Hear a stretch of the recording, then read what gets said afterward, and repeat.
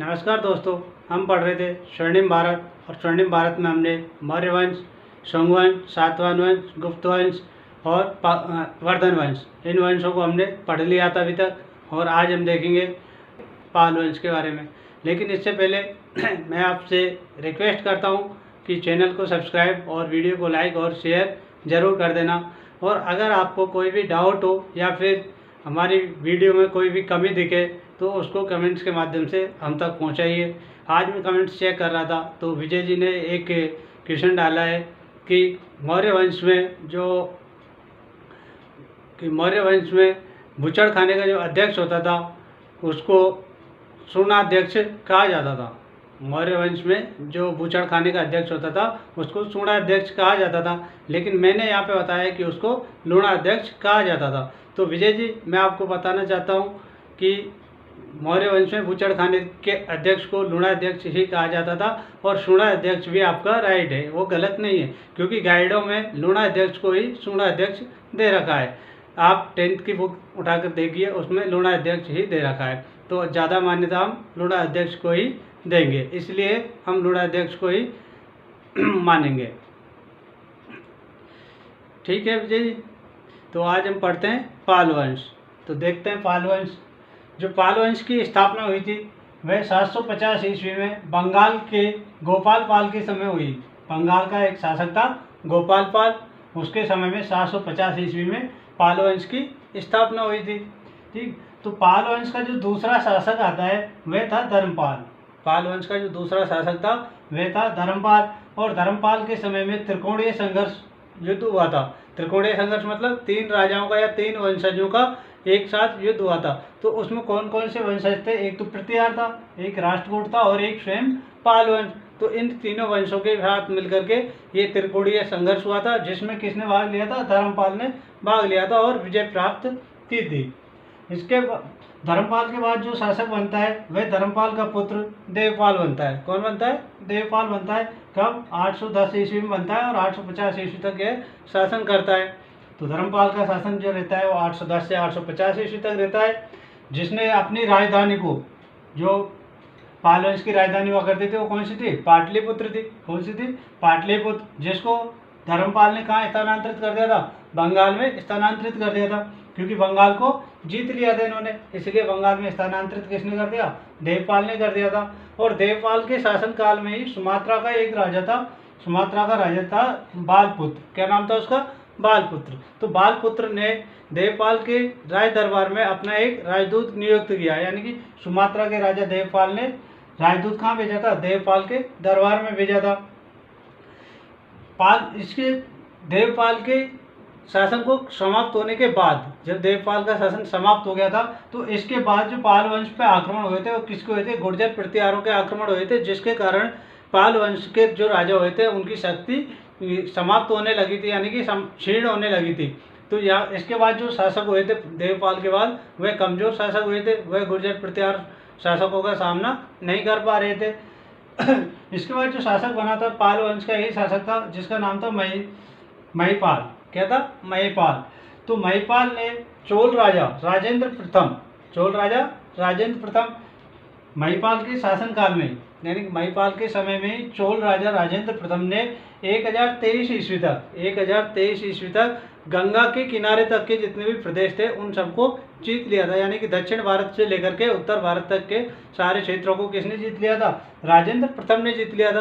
क्यों जीत लिया? क्योंकि पाल वंश के जो राजा थे वो तो कमजोर पड़ गए थे, वे इनका सामना कर नहीं पा रहे थे।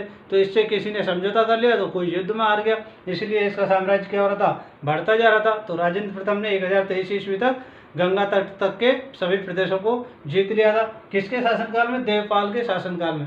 जब पाल वंश का शासक कौन था इसके टाइम पे? देवपाल था। तो 12वीं शताब्दी आते आते जो पाल वंश था उसकी शक्ति बिल्कुल समाप्त हो गई थी। 12वीं शताब्दी आते आते पाल वंश की शक्ति बिल्कुल समाप्त हो गई थी और यहीं पर पाल वंश का समापन हो जाता है। तो जो पाल वंश के राजा हुए थे वह बौद्ध धर्म के अनुयायी थे, यानी कि बौद्ध धर्म को मानने वाले जो राजा थे वो कौन थे? पाल वंश के राजा थे। इन्होंने बौद्ध धर्म के लिए बहुत सारे कार्य किए, जैसे नालंदा विश्वविद्यालय, तक्षशिला विश्वविद्यालय थे, उनको संरक्षण प्रदान किया और बहुत सारे बौद्ध मठ और बौद्ध विहारों का निर्माण कराया था। किन्होंने? पाल वंश के राजाओं ने करवाया था। ठीक है।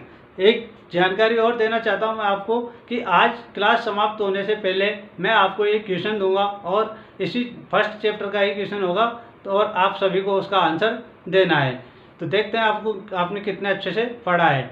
उसके बाद आता है राष्ट्रकूट वंश। देखो यहाँ से आगे जितने वंश आएंगे वो सारे छोटे छोटे राजवंश हैं, क्योंकि ज़्यादा बड़े थे नहीं, वो ज़्यादा बड़ा कुछ कार्य किया नहीं उन्होंने, ज़्यादा अपने साम्राज्य का विस्तार भी नहीं किया। तो देखते हैं हम राष्ट्रकूट वंश। जो राष्ट्रकूट वंश है इसकी जो स्थापना हुई थी वह 736 ईस्वी में हुई थी और दंतिदुर्ग के द्वारा की गई थी। दंतिदुर्ग नामक शासक था जिसने राष्ट्रकूट वंश की स्थापना की थी, और जो राजधानी बनाया था दंतिदुर्ग ने वह नासिक को बनाया था। नासिक जो कि महाराष्ट्र में पड़ता है, ठीक है। इसमें जो कुल शासक हुए थे, कुल शासक 14 शासक हुए थे, यानी कि जो राष्ट्रकूट वंश के शासक थे वो कितने शासक हुए थे? 14 शासक हुए थे, जिसमें चालुक्य राजा कीर्तिवर्मन को पराजित कर दक्षिण में उसकी सत्ता समाप्त कर दी थी। किसने? दंतिदुर्ग ने। दंतिदुर्ग ने क्या किया था? जो चालुक्य राजा था कीर्तिवर्मन, क्या नाम था इसका? कीर्तिवर्मन, उसको पराजित कर दिया था। कहाँ पर? दक्षिण में। दक्षिण में किसका शासन हुआ करता था? कीर्तिवर्मन का। तो इसको पराजित करने वाला शासक था कीर्तिवर्मन, वो सॉरी दंतिदुर्ग। इसको पराजित करने वाला कौन था? दंतिदुर्ग। तो दंतिदुर्ग ने कीर्तिवर्मन को पराजित करके दक्षिण भारत पर भी अपना क्या कर लिया? अधिकार कर लिया था। तो दक्षिण भारत पर अधिकार करने वाला शासक कौन हो गया? दंतिदुर्ग हो गया, ठीक है। इसके बाद जो शासक बना था इसका राष्ट्रकूट वंश का, वह था कृष्ण प्रथम। तो कृष्ण प्रथम ने एलोरा के कैलाश मंदिर की स्थापना करवाई थी। एलोरा जो महाराष्ट्र में पड़ता है, इसके कैलाश मंदिर की स्थापना कराई थी, ठीक है। किसने? कृष्ण प्रथम ने कराई थी। इसके बाद जो शासक बनता है वह बनता है ध्रुव। तो ध्रुव ने गुर्जर प्रतिहार शासक वत्सराज को पराजित किया था। किसको पराजित किया? वत्सराज को पराजित ध्रुव ने किया था। इसके बाद गोविंद तृतीय शासक बनता है। गोविंद तृतीय ने नागभट्ट द्वितीय और धर्मपाल को पराजित किया था। किस किस को? नागभट्ट द्वितीय और धर्मपाल को। पाल वंश का धर्मपाल और गुर्जर प्रतिहार का नागभट्ट। तो इन दोनों को पराजित करने वाला कौन था? गोविंद तृतीय। गोविंद तृतीय के बाद जो शासक बना था वह बनता अमोघ वर्ष। कौन बनता है? अमोघ वर्ष, जो एक शांति प्रिय शासक था। इसने ज़्यादा युद्ध नहीं लड़े और यह अपने साम्राज्य तक ही सीमित रहा था। इसने लगभग 64 वर्षों तक शासन किया था अपना। कितने वर्षों तक? 64 वर्षों तक शासन किया था और मान्यखेत को अपनी राजधानी बनाया था। किसको? मान्यखेत को अपनी राजधानी बनाया था। तो मान्यखेत को राजधानी बनाने वाला राष्ट्रकूट वंश का शासक कौन था? अमोघ वर्ष, जिसने 64 वर्ष तक शासन किया था। इसके बाद जो शासक आया था हमारे सामने कृष्ण द्वितीय। कौन बनता है? कृष्ण द्वितीय और इंद्र तृतीय। ये दोनों शासक एक साथ ही रहे थे, लगभग समान समय था इनका। तो इन दोनों ने मिलकर के जो कन्नौज का शासक था, कन्नौज का शासक महिपाल। कौन था? महिपाल। कन्नौज का शासक महिपाल को पराजित करते हैं। कौन कौन करते हैं? कृष्ण द्वितीय और इंद्र तृतीय, दोनों ने मिलकर के महिपाल को पराजित कर दिया। इसके बाद जो शासक बना था वह था कृष्ण तृतीय। कृष्ण तृतीय जिसके समय में चोलों से दीर्घकालीन संघर्ष आरंभ हो जाता है, यानी कि चोलों के साथ लंबे समय तक जो युद्ध चलता है वह किसके समय चालू होता है? कृष्ण तृतीय के समय होता है और काफ़ी लंबे समय तक यह युद्ध चलता है। इन वंश के जो शासक हुए थे, यानी कि राष्ट्रकूट वंश के जो शासक हुए थे, उनको जो अरब इतिहासकार हैं या फिर अरब साहित्यकार हैं, अरब देश के जो साहित्यकार हुए थे, उन्होंने इनको वलराह या फिर वलराज के नाम से पुकारते थे, मतलब इनको संबोधित करते थे। तो ऐसा करने वाले कौन थे? अरब देश के जो इतिहासकार थे या साहित्यकार थे, वो इनको इस नाम से पुकारते थे। तो इस प्रकार से ये छोटे छोटे जो राजवंश है, तो गुर्जर प्रतिहार वंश की जो स्थापना हुई थी वह हुई थी 725 ईस्वी में। और किसके द्वारा? नागभट्ट के द्वारा। किसने? नागभट्ट ने गुजरात में 725 ईस्वी में गुर्जर प्रतिहार वंश की स्थापना करी। तो इसका जो पहला शासक हुआ था, पहला शासक नागभट्ट हुआ था। कौन हुआ था? नागभट्ट हुआ था। इसके बाद जो वत्सराज हुआ था, वत्सराज पहला ऐसा शासक था जिसने सम्राट की उपाधि धारण करी थी। किसकी? सम्राट की उपाधि धारण करने वाला पहला शासक कौन बनता है? वत्सराज बनता है, गुर्जर प्रतिहार वंश का, ठीक। इसके बाद इसका पुत्र, वत्सराज का पुत्र नागभट्ट द्वितीय। वत्सराज का पुत्र कौन होता है? नागभट्ट द्वितीय, जो कहाँ का शासक बनता है? गुर्जर प्रतिहार का शासक बनता है। इसने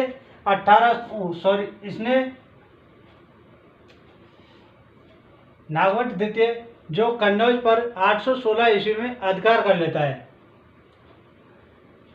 वत्सराज के बाद जो शासक बनता है वह बनता है नागभट्ट द्वितीय, जो कन्नौज पर 816 ईस्वी में अधिकार कर लेता है और कन्नौज को अपनी राजधानी बना लेता है। कौन बनाता है कन्नौज को अपनी राजधानी? नागभट्ट द्वितीय। नागभट्ट द्वितीय को राष्ट्रकूट राजा गोविंद तृतीय, यानी कि राष्ट्रकूट राजा गोविंद तृतीय ने किसको पराजित किया था? नागभट्ट द्वितीय को पराजित किया था और गुर्जर प्रतिहार पर अपना साम्राज्य स्थापित किया था। लेकिन कुछ समय तक ये रह पाता है। इसके बाद जो शासक बनता है, जो नागभट्ट का पुत्र बनता है, नागभट्ट का पुत्र कौन था? मिहिर भोज। कौन था? मिहिर भोज। तो मिहिर भोज यहाँ का शासक बन जाता है। और मिहिर भोज के समय ही जो अरब व्यापारी था, अरब व्यापारी सुलेमान, जो भारत में व्यापार के लिए आता है, यानी कि नागभट्ट द्वितीय का पुत्र कौन था? मिहिर भोज, जो शासक बनता है। और इसके शासनकाल में ही अरब यात्री मिहिर भोज भारत में व्यापार करने के लिए आता है। अब मिहिर भोज के बाद इसका पुत्र महेंद्रपाल शासक बनता है। कौन शासक बनता है? महेंद्रपाल शासक बनता है। और महेंद्रपाल महाकवि राजशेखर का शिष्य एवं संरक्षक था, यानी कि महेंद्रपाल जो था वह किसका शिष्य था? राजशेखर का शिष्य था। इसके बाद जो शासक बनता है महिपाल बनता है। महेंद्रपाल का पुत्र होता है, महिपाल शासक बनता है। और महिपाल राष्ट्रकूट राजा इंद्र तृतीय से पराजित हो जाता है, यानी कि महिपाल को पराजित करने वाला जो शासक था वह कौन था? इंद्र तृतीय। राष्ट्रकूट वंश का इंद्र तृतीय महिपाल को भी पराजित कर देता है। इसके बाद से ही जो पाल वंश था इसका पतन होना प्रारंभ हो जाता है, यानी कि इसके बाद से जो शासक हुए थे वह बहुत ही कमजोर शासक हुए थे, जो दूसरे वंशों का दूसरे सम्राटों का सामना नहीं कर पाए थे। और यहीं से गुर्जर प्रतिहार वंश का समापन शुरू हो जाता है, यानी पतन शुरू हो जाता है। इसके बाद जो छोटे मोटे शासक हुए थे उनमें देखते हैं कौन कौन थे। भोज द्वितीय, विनायक पाल, महेंद्र पाल द्वितीय, इस तरह के छोटे छोटे बहुत सारे शासक हुए थे जिन्होंने 1013 ईस्वी तक शासन किया था, यानी कि 1013 ईस्वी तक कौन चला था? गुर्जर प्रतिहार वंश चला था।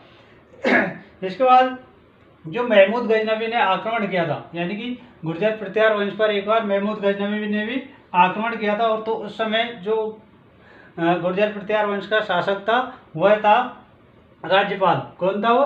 राज्यपाल। कहाँ का शासक था? गुर्जर प्रतिहार वंश का। लेकिन महमूद गजनवी के आक्रमण के डर के मारे राज्यपाल अपना राज्य छोड़ करके भाग जाता है, यानी महमूद गजनवी से वह डर करके भाग जाता है और बाद में आकर के उसकी अधीनता स्वीकार कर लेता है। इसके बाद जब महमूद गजनवी भारत से वापस चला जाता है, तो जब महमूद गजनवी वापस चला जाता है तो कालिंजर का एक राजा था, कालिंजर का राजा चंदेल वंश का, जिसका नाम था गंग। क्या नाम था? गंग नाम का कालिंजर का राजा था चंदेल वंश का, जिसने राजपूतों के साथ मिलकर के किसकी? राज्यपाल की हत्या करवा दी, यानी कि राज्यपाल को कायर शासक घोषित किया।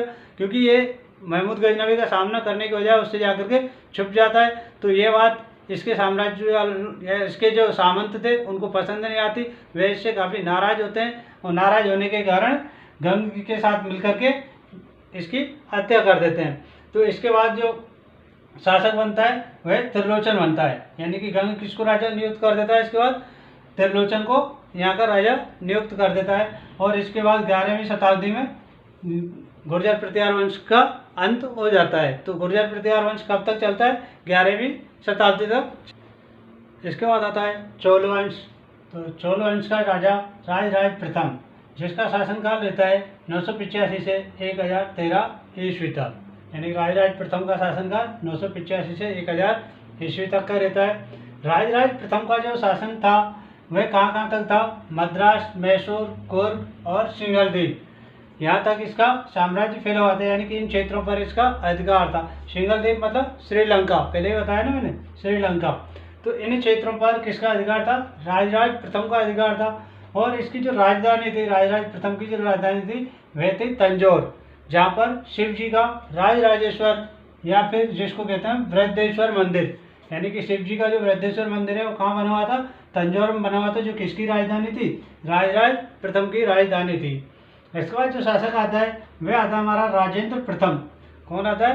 राजेंद्र प्रथम, जिसका शासनकाल रहता है 1016 से 1044 ईस्वी तक। तो राजेंद्र कहा जाता है कि राजेंद्र प्रथम के पास एक बहुत बड़ी नौसेना थी, जिसके दम पर उसने जो द्वीप समूह देश थे या फिर तटीय किनारों पर जो देश लगे हुए थे उन पर इसने अधिकार कर रखा था। तो उनमें कौन कौन से देश आते थे? एक तो था पेंगू, मर्तवान और अंडमान निकोबार। तो इन द्वीप क्षेत्रों पर या द्वीप समूहों पर इसने अधिकार कर रखा था। किसने? राजेंद्र प्रथम ने। इसके बाद इसका अधिकार बंगाल, बिहार, कलिंग, उड़ीसा और दक्षिण कोसल पर भी इसका अधिकार था। इस पर अधिकार करने के उपलक्ष्य में इन क्षेत्रों पर इसने अधिकार किया और इसके उपलक्ष्य में इसने एक उपाधि धारण करी थी जिसको गंगेगौड़ के नाम से जाना जाता है। यानी कि गंगेगौड़ की उपाधि धारण करने वाला जो शासक था वह कौन था? चोल वंश का राजेंद्र प्रथम था, जिसने बंगाल, बिहार, कलिंग, उड़ीसा और दक्षिण कोसल इन क्षेत्रों पर अधिकार प्राप्त करने के उपलक्ष्य में गंगेगौड़ की उपाधि धारण करी थी। इसके बाद जो शासक आता है वो आता है हमारा राजाधिराज। कौन आता है? राजाधिराज, जिसका शासनकाल रहता है 1044 से 1054 ईस्वी तक। यानी कि राजेंद्र प्रथम के बाद जो शासक बना था वह था राजाधिराज। तो इसके बारे में कहा जाता है कि ये सोमेश्वर के साथ कोप्पम के युद्ध में मारा गया था। यानी कि सोमेश्वर जो परमार शासक था, सोमेश्वर परमार शासक था, जिसका युद्ध किसके साथ होता है? राजाधिराज के साथ होता है। कहाँ पर होता है? कोप्पम में होता है। कोप्पम में होता है, जो महानदी के किनारे पर एक शहर है कोप्पम, वहाँ पर इन दोनों के मध्य युद्ध होता है और इस युद्ध में राजाधिराज मारा जाता है।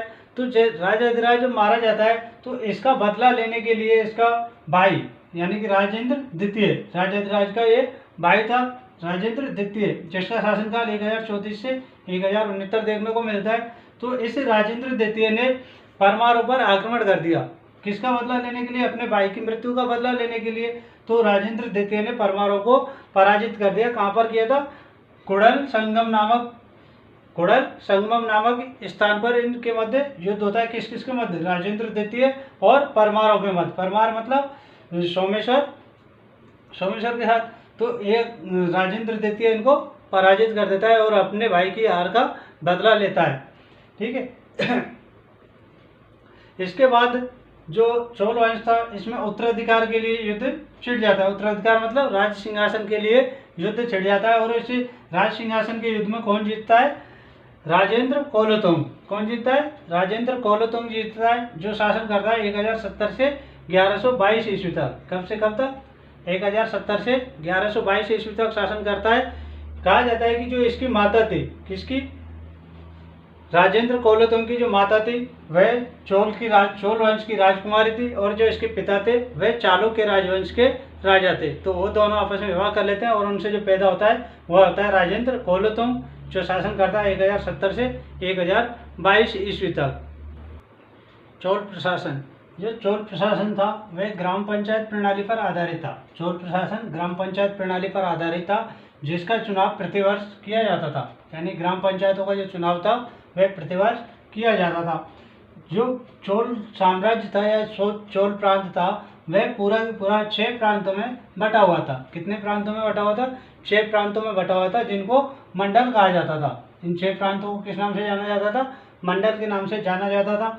जो मंडल के उपभाग हुआ करते थे उनको कोट्टम कहा जाता था। क्या कहा जाता?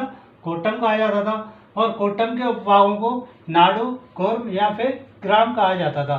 यानी कि इस प्रकार से चोल प्रशासन का जो साम्राज्य था वह बटा हुआ था और इस प्रकार से वहाँ के राजा शासन किया करते थे। जो चोल वंश था इसमें जो लगान लिया जाता था, चोल वंश के जो राजा लगान लेते थे वह उपज का 6ठा भाग लिया करते थे। कितना भाग लिया करते थे? 6ठा भाग लिया करते थे। किसका? उपज का। जितनी पैदावार होगी उसका 6ठा भाग राजकोष में जमा करना पड़ता था किसान को। जो लगान लिया जाता था वह या तो अनाज के रूप में लिया जाता था, या तो अनाज के रूप में दे दो उसको, या फिर स्वर्ण मुद्राओं के रूप में किसी भी प्रकार से दे सकते थे। अनाज के रूप में या फिर स्वर्ण मुद्राओं के रूप में, जिस प्रकार से किसान चाहे उस प्रकार से लगान दे सकता था। इसका जो सोने का सिक्का प्रचलित था, यानी कि चोल साम्राज्य में जो सोने का सिक्का प्रचलित था उसको कासू कहा जाता था। उसे किस नाम से जाना जाता था? कासू नाम से जाना जाता था, जिसका वजन होता था 16 औंस के बराबर। कितना? 16 औंस के बराबर उसका वजन होता था। किसका? सोने के सिक्के का। तो ये था हमारा चोल प्रशासन। पल्लव वंश का विस्तार मद्रास, तिरुचिरापल्ली और तंजौर इन क्षेत्रों पर किसका वंश राज्य हुआ करता था? पल्लव वंश का राज्य हुआ करता था। जो पल्लव पल्लव वंश का जो पहला राजा था जिसका हमें उल्लेख देखने को मिलता है वह था कांची का विष्णुगुप्त। क्या नाम था उसका? कांची का शासक था विष्णुगुप्त, जिसका उल्लेख हमें देखने को मिलता है। इसके बाद सिंह विष्णु 6ठी शताब्दी में शासक बना था। सिंह विष्णु 6ठी शताब्दी में शासक बना था। इसके बाद महेंद्र वर्मन जो एक बड़ा शासक था। महेंद्र वर्मन 600 ईस्वी में शासक बनता है और 625 ईस्वी तक शासन करता है। जो महेंद्र वर्मन था यह बहुत बड़ा वास्तुकार था। इसने चट्टानों को काट करके वहाँ पर मंदिरों का निर्माण करवाया था, यानी पत्थरों को तराश करके मंदिरों का निर्माण करवाया था। यानी बड़े बड़े चट्टान जो थे पहाड़ी क्षेत्रों में उनको कटवाया और वहाँ पर मंदिरों का निर्माण करवाया था। इसके द्वारा मिथविलास प्रेषण नामक नाटक लिखा गया था। किसके द्वारा? महेंद्र वर्मन के द्वारा मिथविलास प्रेषण नामक नाटक लिखा गया था। तो किसने लिखा था ये नाटक? महेंद्र वर्मन ने। महेंद्र वर्मन ने ये अपने नाम का एक तालाब बनवाया था जिसका नाम था महेंद्र तालाब, जिसका निर्माण महेंद्र वर्मन ने करवाया था। इसे चालुक्य राजा पुलकेशिन द्वितीय ने परास्त किया था। कब किया था? 610 ईस्वी में पुलकेशिन राजा ने इसको परास्त किया था। किसको? महेंद्र वर्मन को। लेकिन महेंद्र वर्मन की हार का बदला इसके पुत्र नरसिंह वर्मन ने लिया। यानी कि इसके बाद जो शासक बना वो कौन था? नरसिंह वर्मन बना था, जिसने 642 ईस्वी में पुलकेशिन द्वितीय को हरा दिया और अपने पिता की हार का बदला लिया। और पुलकेशिन द्वितीय को हरा करके इसकी राजधानी कौन सी थी? वातापी। और वातापी पर अधिकार किसका हो जाता है? नरसिंह वर्मन का अधिकार हो जाता है। लेकिन यहाँ पर क्या होता है कि 655 ईस्वी में नरसिंह वर्मन को चालुक्य के द्वारा दोबारा हरा दिया जाता है। यानी पहले तो नरसिंह वर्मन ने चालुक्यों को हराया, फिर उसके बाद 655 ईस्वी में नरसिंह वर्मन को चालुक्यों ने हरा दिया। तो इस प्रकार से नरसिंह वर्मन का भी यहाँ पर शासन समाप्त हो जाता है। इसके बाद जो शासक बना था नरसिंह वर्मन के बाद वह था परमेश्वर वर्मा। कौन था? परमेश्वर वर्मा था। परमेश्वर वर्मा था। इसे चालुक्य राजा विक्रमादित्य प्रथम ने पराजित किया था। किसने पराजित किया था? विक्रमादित्य ने पराजित किया था। किसको? परमेश्वर वर्मा को। तो परमेश्वर वर्मा को चालुक्य राजा विक्रमादित्य प्रथम ने पराजित किया था और कांची पर अधिकार कर लिया था। किसकी? परमेश्वर वर्मा की जो राजधानी थी वो कौन सी थी? कांची थी। और उस पर अधिकार किसका हो जाता है? विक्रमादित्य प्रथम का हो जाता है। इसके बाद जो पल्लव वंश था, पल्लवों ने महाबलीपुरम नामक नगर की स्थापना करी थी, जिसको महाबलीपुरम के नाम से जाना जाता है। किस नाम से? महाबलीपुरम को वर्तमान में महाबलीपुरम के नाम से जाना जाता है। इसकी स्थापना किसने कराई थी? पल्लवों ने कराई थी। और यहाँ पर ही पंचरत्न मंदिर का भी निर्माण पल्लवों के द्वारा कराया जाता है। कहाँ पर? महाबलीपुरम में। जो पल्लव वंश के शासक थे वे विष्णु और शिव के उपासक थे, यानी कि वैष्णव धर्म और शैव धर्म को मानने वाले शासक हुए थे पल्लव वंश के अंदर। तो ये था हमारा पल्लव राजवंश। अब आता है हमारा चालुक्य वंश। कौन सा? चालुक्य वंश 550 से लेके 757 ईस्वी तक, यानी कि इससे पहले के इनका 13 वंश का कार्यकाल जो था वह कुछ विवादग्रस्त रहा था, जिस कारण उसको हटा करके इनका जो वास्तविक शासनकाल माना जाता है वह माना जाता है 550 से लेके 757 ईस्वी तक। तो 757 ईस्वी तक शासन किसने किया था? चालुक्य वंश ने किया था। चालुक्य वंश का जो राजा था पुलकेशिन प्रथम। कौन? पुलकेशिन प्रथम, जिसने अश्वमेध यज्ञ का आयोजन करवाया था। यानी कि चालुक्यों में कौन सा राजा था जिसने अश्वमेध यज्ञ का आयोजन करवाया था? पुलकेशिन प्रथम। तो पुलकेशिन प्रथम ने अश्वमेध यज्ञ का आयोजन करवाया। इसके बाद शासक बना पुलकेशिन द्वितीय। पुलकेशिन द्वितीय 608 ईस्वी में शासक बनता है, जिसने अपने साम्राज्य का खूब विस्तार किया और 642 ईस्वी में इसे नरसिंह वर्मन ने परास्त कर दिया। यानी 642 में किसको परास्त कर दिया? पुलकेशिन द्वितीय को परास्त कर दिया। इस पुलकेशिन द्वितीय के बाद इसका पुत्र विक्रमादित्य शासक बनता है, जिसने चालुक्य की शक्ति को दोबारा से पुनर्स्थापित किया और साम्राज्य का विस्तार किया। किसने? विक्रमादित्य प्रथम ने, जो किसका पुत्र था? पुलकेशिन द्वितीय का पुत्र था। इसके बाद विक्रमादित्य के बाद जो शासक बना था वह था विक्रमादित्य द्वितीय शासक बनता है, जो 973 ईस्वी में। कब? 973 ईस्वी में शासक बनता है और राष्ट्रकूटों को परास्त करता है। यह यानी कि विक्रमादित्य द्वितीय 973 ईस्वी में शासक बना, जिसने राष्ट्रकूटों को परास्त करके कल्याणी को अपनी राजधानी बनाया। यानी कल्याणी किसकी राजधानी हुआ करती थी? राष्ट्रकूटों की राजधानी हुआ करती थी, जिसको किसने जीता था? विक्रमादित्य द्वितीय ने। विक्रमादित्य ने जीत लिया और अपनी राजधानी बना लिया। अब कल्याणी किसकी राजधानी बन गई? चालुक्यों की राजधानी बन गई थी।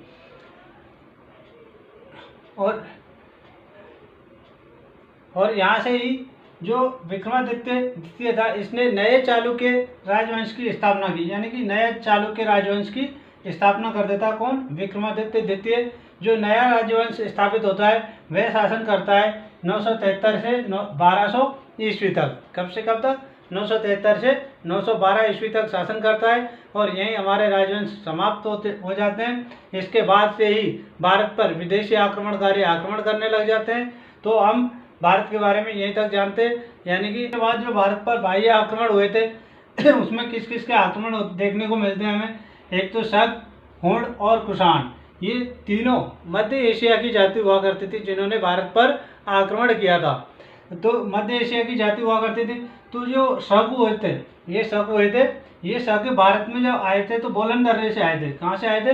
बोलन दर्रे से आए थे, जो बलूचिस्तान पाकिस्तान में पड़ता है। वहाँ होकर के ये भारत में प्रवेश करते हैं और भारत पर ये अपना साम्राज्य स्थापित करते हैं। और यानी कि कुषाण वंश को युची या तोचेरिन नाम से भी जाना जाता है। कुषाण वंश का एक शासक था भीम कडफिश द्वितीय, जिसका शासनकाल रहा था 65 ईस्वी से लेकर के 75 ईस्वी तक। यानी कि 65 से 75 तक शासन कौन करता है? भीम कडफिश द्वितीय करता है, जो भारत में पहली बार अपने नाम के सोने के सिक्के चलाने के लिए प्रसिद्ध है। यानी भारत में पहली बार सोने के सिक्के कौन चलाता है? भीम कडफिश द्वितीय। कुषाण वंश का ही शासक कनिष्क था। कनिष्क के समय में कश्मीर के कुंडल वन में कनिष्क के समय कश्मीर के कुंडल वन में आचार्य पार्श्व ने चौथी बौद्ध संगीति का आयोजन किया था। यानी कि कनिष्क के समय में कश्मीर के कुंडल वन में पार्श्वनाथ के द्वारा चौथी बौद्ध संगीति का आयोजन किया गया था। इसकी जो पहली राजधानी थी, किसकी? कनिष्क की जो पहली राजधानी थी वह थी पेशावर और दूसरी राजधानी थी मथुरा। पेशावर जो पाकिस्तान में पड़ता है, मथुरा उत्तर प्रदेश में पड़ता है। तो ये दो इसकी राजधानियाँ हुआ करती थी। इसने 78 ईस्वी में शक संवत चलाया था। कब? 78 ईस्वी में कौन सा संवत चलाया था? शक संवत चलाया था। कश्मीर में इसने 78 ईस्वी में शक संवत चलाया था और कश्मीर में कनिष्कपुर नामक नगर की स्थापना करवाई थी। किसके द्वारा? कनिष्क के द्वारा करवाई गई थी। कश्मीर में कनिष्कपुर नामक नगर की स्थापना करवाई गई थी। और इसका जो साम्राज्य विस्तार था या फिर इसने जिन क्षेत्रों को जीता था उनमें थे कासगढ़, यारकन और खोतान, जो चीन में पड़ते थे, चीन के क्षेत्र थे ये। तो इनको भी किसने जीता था? कनिष्क के द्वारा जीत लिया गया था। देखो, महास्थान नामक स्थान से, महास्थान एक जगह का नाम है जो बांग्लादेश में पड़ती है। महास्थान नामक जगह से एक सोने की मुद्रा मिली थी। क्या मिली थी? एक सोने की मुद्रा मिली थी जो कनिष्क के समय की थी। उस पर एक खड़ी मूर्ति का चित्र अंकित मिलता है। किसका मिलता है? खड़ी मूर्ति का चित्र अंकित मिलता है, जो किसके समय की मानी जाती है? कनिष्क के समय की मानी जाती है। और कहा जाता है कि वो जो चित्र है वो किसका है? कनिष्क का ही है। जो कहाँ मिलता है हमें? महास्थान नामक जगह से, जो बांग्लादेश में पड़ती है। इसके बाद जो मथुरा से एक सिक्का मिला है इसके बाद मथुरा से एक मूर्ति मिली है जिसमें कनिष्क के द्वारा घुटनों तक चोगा पहन रखा है। यानी कि एक चोगा वस्त्र आता है वो पहन रखा है इसने, वह घुटनों तक लटकता है। और बूट पहन रखे, बूट मतलब ऊंचे ऊंचे जो जूते आते हैं लंबे लंबे, वो पहन रखे थे। घुटनों तक का चोगा और बूट पहन रखे। किसमें? जो मथुरा से मूर्ति मिली है उसमें। वह भी किसकी मानी जाती है? कनिष्क की ही मानी जाती है। इसका एक तांबे का सिक्का भी मिलता है हमें एक तांबे का सिक्का भी मिलता है जिस पर इसको बलि देते हुए दिखाया गया है। यानी कि पशु की बलि देते हुए इसको दिखाया गया है। किसको? कनिष्क को। इसके साम्राज्य में बहुत सारे विद्वान रहा करते थे, जिनमें पार्श्व, वसुमित्र, अश्वघोष, नागार्जुन, चरक आदि अनेकों विद्वान इसके साम्राज्य में रहा करते थे। इसके बाद आता है हुण वंश। कौन सा वंश? हुण वंश। तो जो हुण वंश था, इसने अपने जो पहला आक्रमण किया था भारत पर, जो पहला आक्रमण किया था उन्होंने, वह किया था 458 ईस्वी में और गुप्त साम्राज्य के ऊपर किया था। किसके ऊपर? गुप्त साम्राज्य के ऊपर किया था। तो गुप्त साम्राज्य के शासक स्कंदगुप्त। उस टाइम पे कौन था शासक गुप्त वंश का? स्कंदगुप्त था, जिसने हुणों को पराजित कर दिया था और हुणों को भारत से वापस लौटा दिया था। यानी कि भारत पर आक्रमण कब किया था उन्होंने? 458 ईस्वी में किया था। उस समय भारत पर गुप्त वंश का शासन था। गुप्त वंश का राजा था स्कंदगुप्त। तो स्कंदगुप्त से हुणों का सामना होता है और हुणों को पराजित होकर के वापस जाना पड़ता है। इसके बाद 30 साल बाद हुण दोबारा से भारत पर आक्रमण करते हैं। कितने साल बाद? 30 साल बाद भारत पर दोबारा आक्रमण करते हैं और छठी शताब्दी के आसपास, यानी कि छठी शताब्दी शुरू होने के आसपास ही ये पश्चिम उत्तर भारत पर अपना अधिकार कर लेते हैं। कब? छठी शताब्दी के आसपास ही पश्चिम उत्तर भारत पर अपना अधिकार जमा लेते हैं। इसके बाद जो हुणों का शासक हुआ था वह था तोरमाण। क्या नाम था उसका? तोरमाण, जिसने पंजाब, राजपूताना, सिंध और मालवा इन क्षेत्रों पर अधिकार किया था। किसने? तोरमाण ने पंजाब, राजपूताना, सिंध और मालवा इन क्षेत्रों पर अधिकार किया था। इस उपलक्ष्य में इसने महाराजाधिराज की उपाधि धारण की थी। किस उपलक्ष्य में? पंजाब, राजपूताना, सिंध और मालवा पर विजय के उपलक्ष्य में तोरमाण ने महाराजाधिराज की उपाधि धारण करी थी। अब तोरमाण के बाद जो शासक देखने को मिलता है वह मिलता है हमें मिहिरकुल। कौन मिलता है? मिहिरकुल। मिहिरकुल शासक कब बनता है? 510 ईस्वी में बनता है। मिहिरकुल शासक बनता है 510 ईस्वी में, जिसने सियालकोट को अपनी राजधानी बनाया था। किसको?